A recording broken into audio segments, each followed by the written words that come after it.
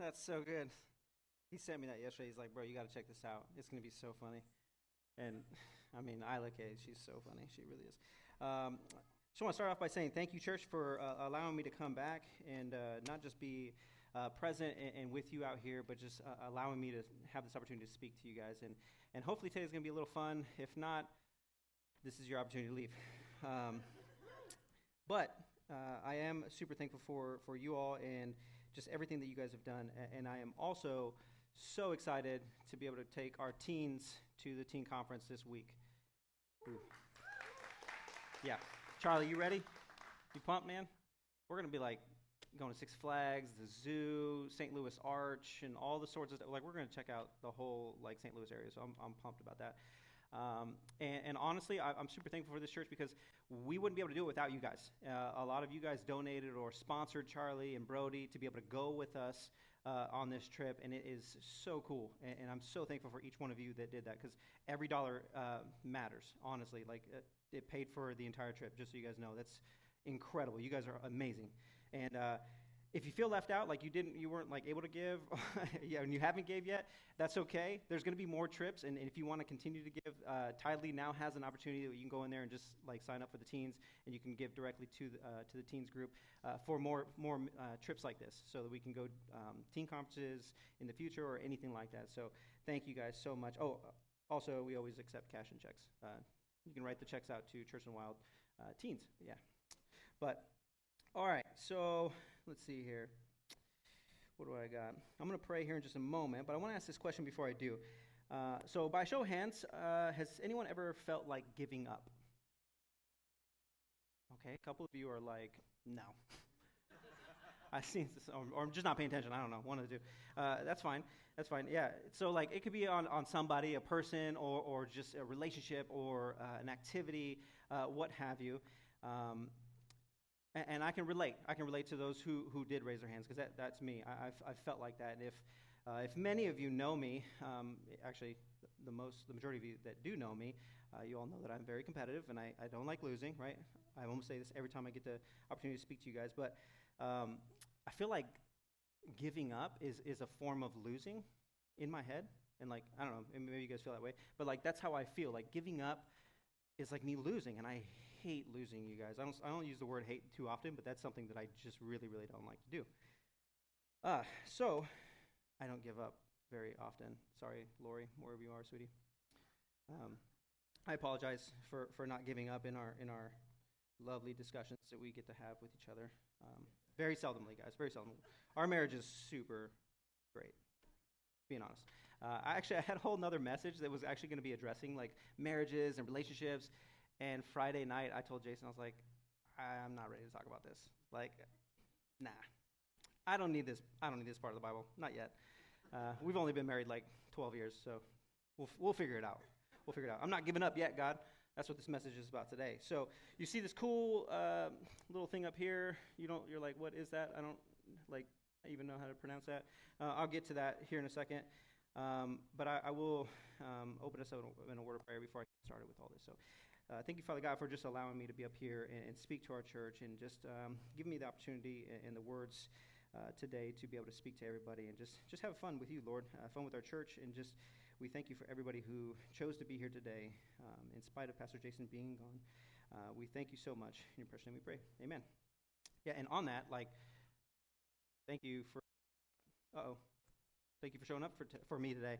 I know most of you probably didn't know that I was going to be speaking today, so for those that did and still came, good on you. That's pretty good. I appreciate it. Yeah, Bryan, we're so glad you're here. So excited to hear you speak. Thank you. Thank you. All right. So yeah, one of the things I wanted to tell you is that like when I was growing up, I was super athletic, super fit. Not any of those things now, but I am still super competitive. I played baseball all my life, and since I was 3-4 years old, I was on a field with my brother or playing baseball, and most of my childhood memories are in fact like due to baseball, like all-star games or just home run derbies or whatever that was. Like everything kind of revolved around baseball when I was a kid, and so when I got to a certain point in my life, I was always on the all-star team. I was always on the starting roster. I literally could start almost any position on the field. Humble brag, I know. Yeah.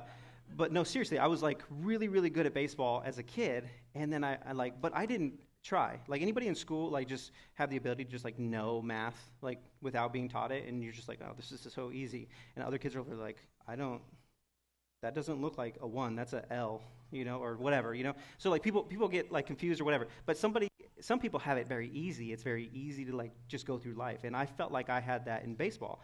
It was just very easy. It came very natural to me. If you guys want some proof, I can still throw the ball like close to 90 miles an hour. Actually, funny, this is off topic, so squirrel. I actually went to Dave & Buster's with some friends from work the other day, and they had this pitching game, and it's like called Hyper Pitch, and it's like accuracy and speed gives you more points and more tickets and all this stuff. Anyways, they're like, oh, let's record Bryan, see how hard he can throw. And I'm like, I'm going to show off now that I'm on video.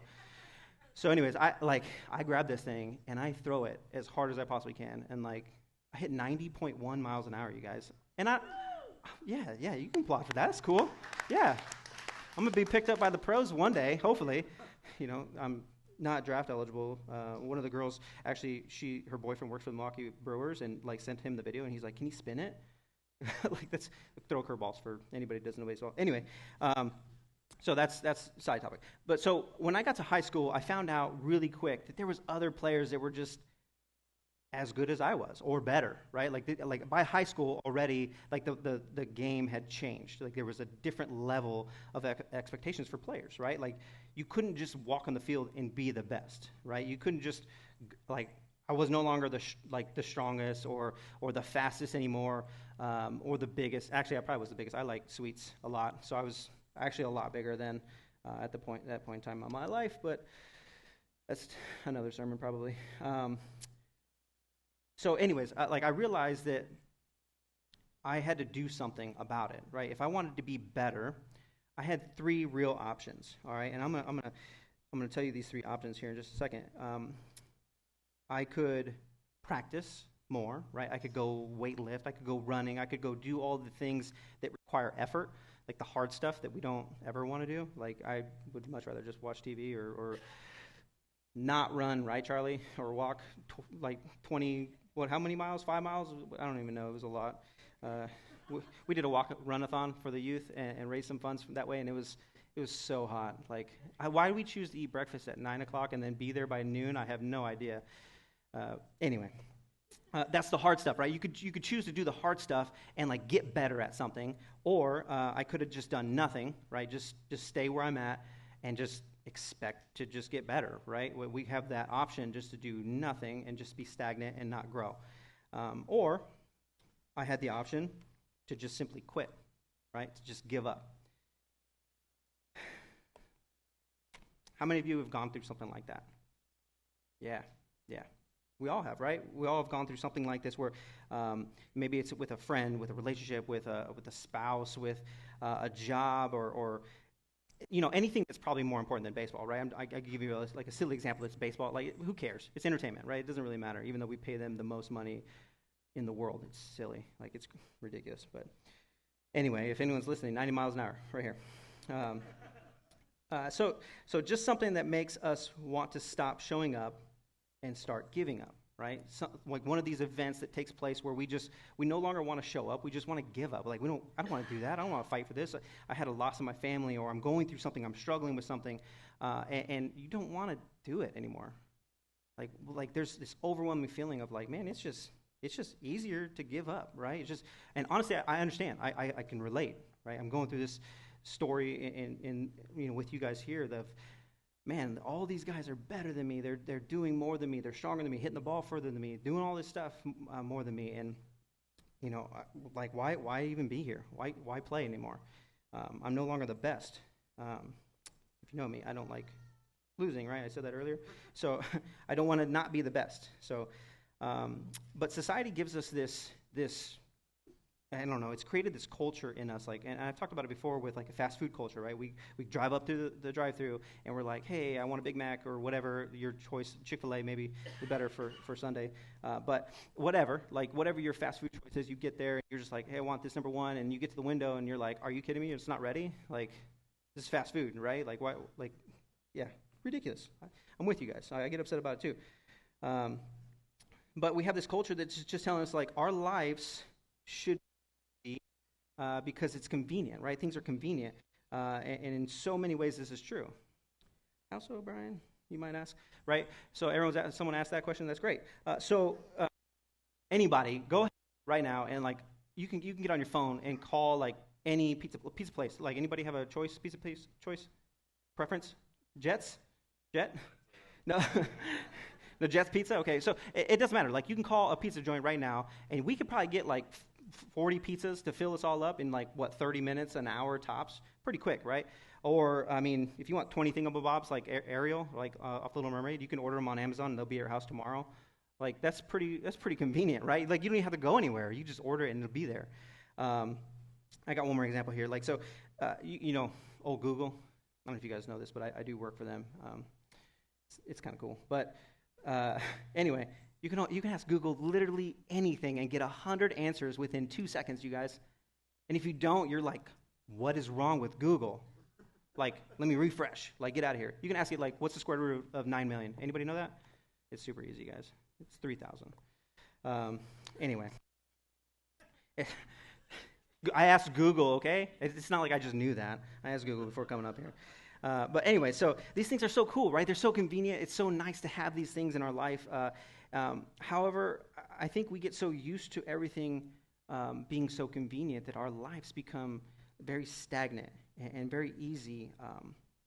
And it makes the places where these things that we struggle with aren't so easy to get over. It makes them much harder to get through, right? Because we just want immediate answers. We want immediate responses. And I'll just go quickly into relationships because this was the message I had. But like, you know, if you're in a discussion with your spouse, and I won't call it argument, but you know, whatever it is, like, if you're having that debate with each other, and you're just like, I just want to know this, right? And like, guys are super simple. We just want like one answer, and like, I'm not going to say all women, but like the women in my life are very much like, well, here's all this stuff, and I'm like. Anyways. So what this does is build resilience, right? Like, I'm talking about resilience here, guys. This is the focus of our message today. We're going to talk about resilience. And I'm going to read this definition. Is our ability, I should ask Charlie. Charlie, we talked about this last week a little bit, right? Resilience. So anyway, whatever. Is our ability to bounce back and grow stronger after we have struggled, failed, or faced hard stuff in our life, right? Hard things in our life. That's what resilience is. It's like building up this strength in us. Resilience is like a muscle. Jesse knows tons of muscles, right? And when we don't use it enough, it weakens, right? When we don't work out, we don't exercise, we get weaker, like generally speaking, right? And so same thing with resilience. If we don't build it up, if we don't learn how to build that up and grow like with it, it's going to be very weak in the moments of struggle or pain or hurt or whatever you're going through, right? Because whatever you're going through right now sucks. You're going through it. I'm not. I have my own things, and you have your own things. It's tough. How do you get through it? How do you get through that? All right. I'm going to try to get that answer today. I don't know if I will, but it truly feels so much easier just to give up on anything that you're doing, any struggle that you're going through, whatever it is in your life. It's easier just to walk away, right? Yeah. I don't know. It is for me, anyways, because even though I don't like to give up, I know that, like, at the end of the day, I could just walk away from it all. I could just go away. Like, if I'm upset at somebody at work, I could just leave. I could just quit and never have to see them again, never have to deal with them again. But like, what does that do for you? I'll let you sit and think about that for a second.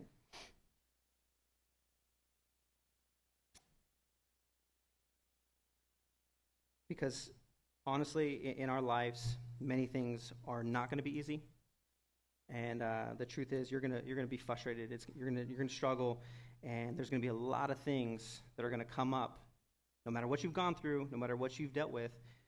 chances are you're going to deal with something similar, either in someone else's life or your life again. And the truth is, like, if you're just going to quit, why even start again? Right? I know this is super uplifting. Sorry, guys. All right, let's get to the uplifting part. We're gonna look at something that an individual in the Bible talks about here. If you will, you can turn to your Bibles in Romans 8. We'll have it up here as well. Romans verse 8:18. These verses were written by a man who believed and followed Jesus with his life. That man, of course, his name is Paul.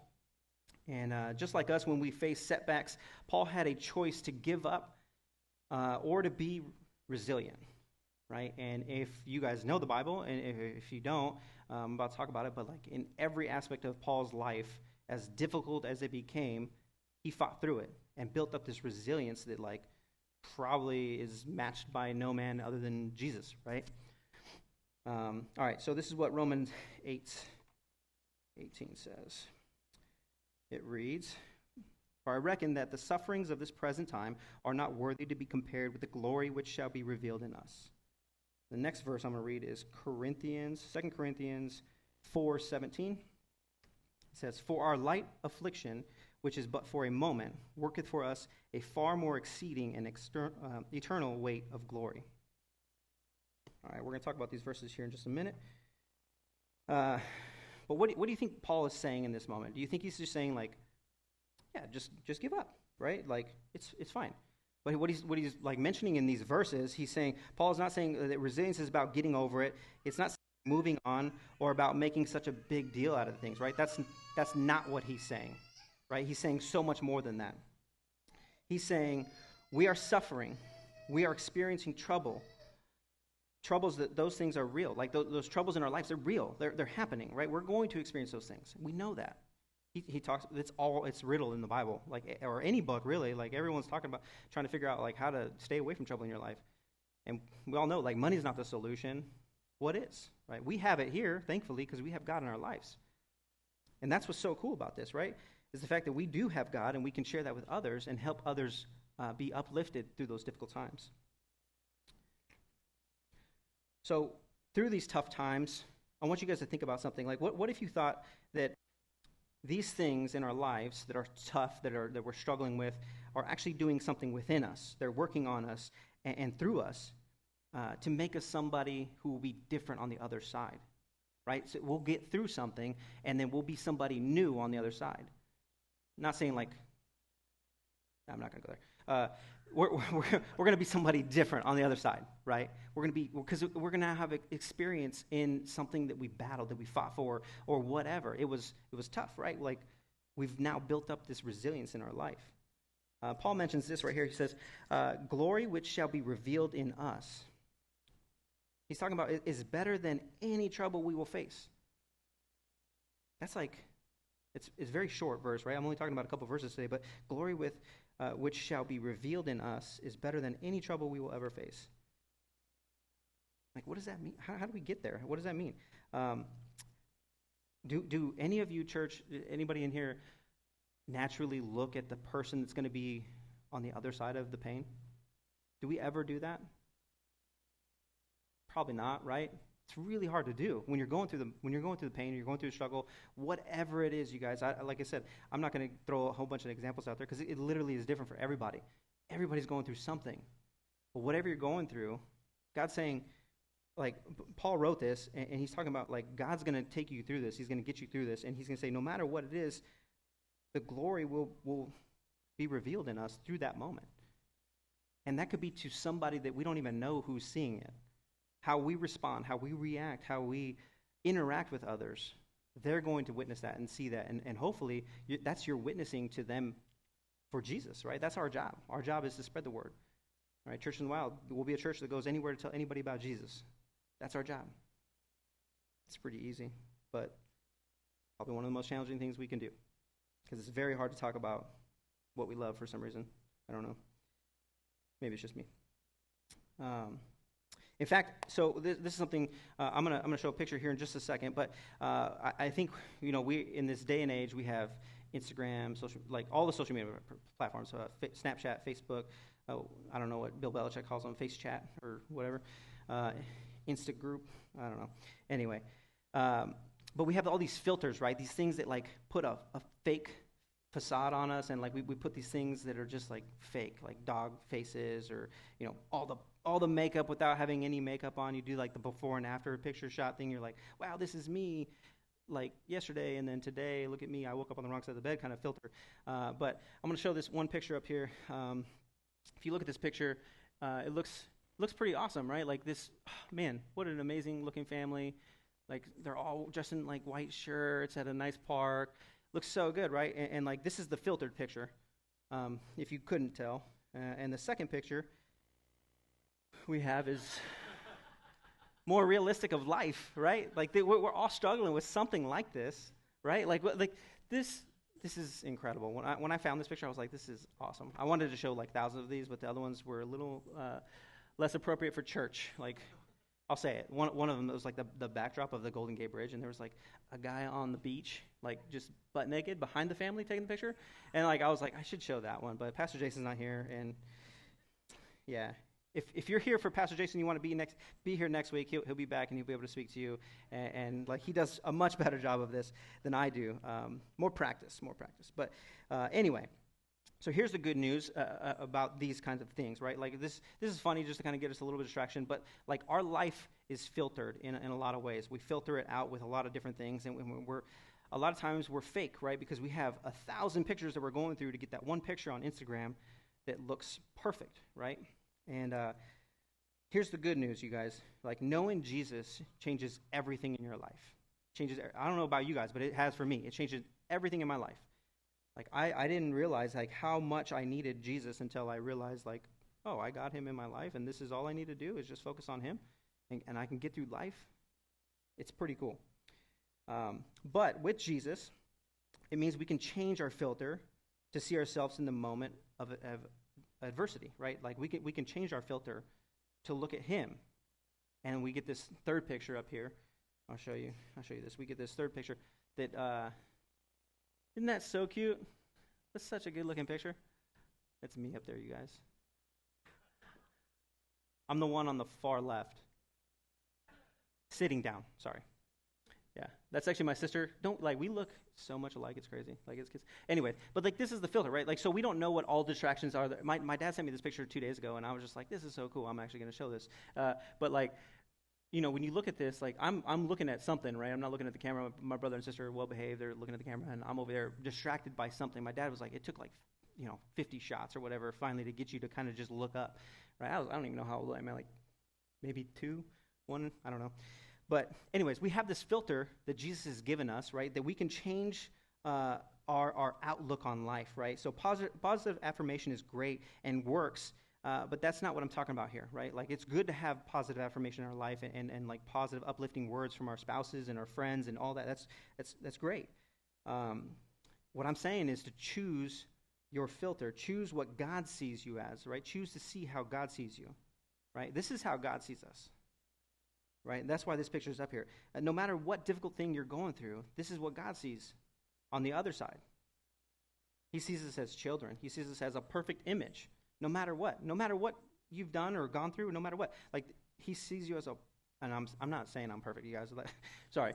You can get rid of the picture. My bad. But that's how God sees us, right? Because there is a you on the other side that God is making you into, right, through that moment, through that difficult time. He's making you into this greater individual to serve the kingdom, to get his message across to others. This is what I think it means, that you mean so much to God, and God has given you exactly what you need to be resilient in the face of difficult situations. So you don't necessarily have to just master the situation right away, right? Like, I don't know. I'm going to use something, actually something real. We all know that Tom King is in the hospital right now. He's going through some pretty tough times, and thank you guys so much for praying. And those of you that have visited him, incredible. Our church is amazing. Thank you for doing that. But like, he's got a long road ahead of him, right? And if you don't know, Tom had a stroke, and he's been in the hospital since the day after our 4th of July walk or 4th of July parade. And so it's been a while.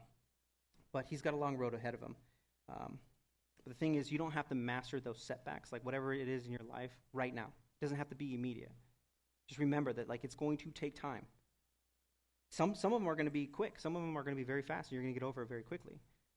But just remember, like, most of these things take time. And when you come out on the other side, you're going to be much stronger for it. You're going to be well prepared for the next situation that comes in your life. Because no matter what you say or do, it will happen.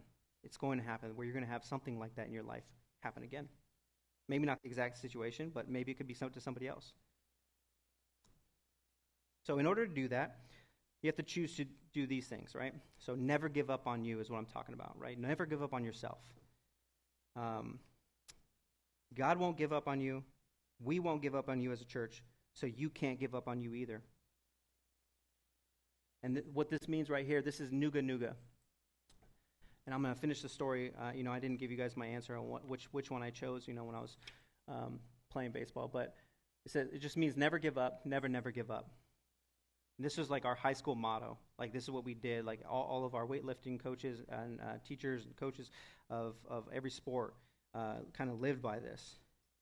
It just means never give up, never give up. And that's what I want you guys to take home today, is just never giving up on yourself.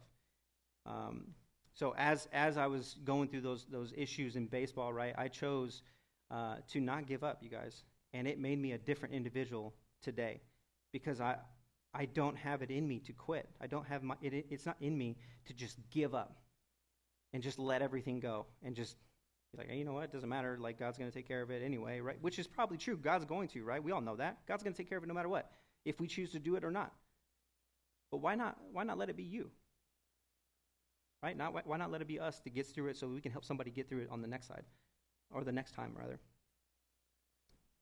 All right, this is what I'm going to leave you with as the worship team makes their way back up here.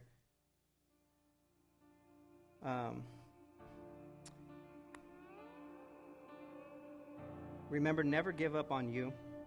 The more you get up, show up, and choose not to give up in the face of setbacks, the stronger and more resilient you'll become. I want to leave that with you today, church. Just remember, like no matter what you're going through, no matter what you're facing, you're not alone, first of all, even though it may feel that way. Or Lori and I have been watching this alone. You guys seen that? It's ridiculous. They literally drop them in the middle of nowhere. It's incredible. I don't think I would survive like a week. But you're not alone. You're not like that. You have us, you have family, you have Jesus. He's in your lives. And if you don't know Jesus, man, I encourage you to come find me today, because I would love to talk to you about how to find Jesus in your life today. But I love you, church, and I'm so thankful for this opportunity that I got to speak to you. I hope you got something from this. And just remember, don't give up on yourself, because God's not going to do it, and we won't. Let's be a strong church. Let's be that community that we need for each other. Let's be there for each other whenever we can. I love you guys. Thank you.